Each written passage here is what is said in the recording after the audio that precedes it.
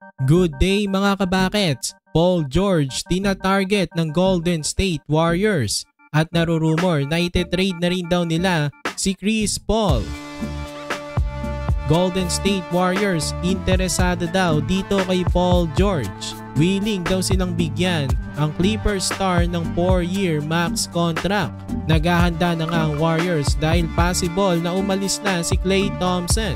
Kaya nga naghahanap na sila ng ipapares dito kay Steph Curry.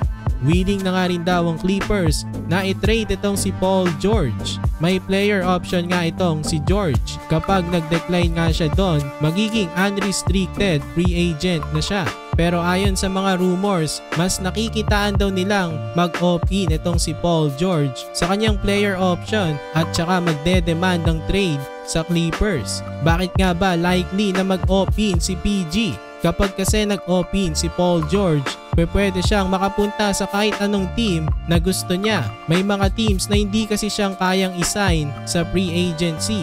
Ang Warriors, Lakers, Knicks at marami pang mga teams paniguradong magkaka-interest dito kay Paul George sa free agency. Pero yung iba, sa pamamagitan lang ng trade nila maa-acquire itong si Paul George dahil hindi nakakayanin ng kanilang salary cap.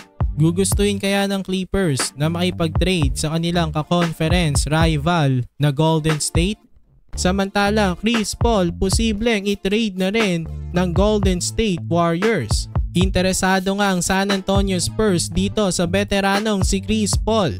Naghahanap nga kasi ang Spurs ng mentor sa kanilang napakabatang team. Kinakailangan nga nila ng short-term leadership ni Chris Paul. Makakatulong nga siya dito sa mga batang players ng Spurs na gaya nila Victor Wembanyama at Stephon Castle. Kaya kung ite-trade nga ng Golden State itong si CP3, isa nga ang Spurs sa magpursue dito sa veteran na si Chris Paul.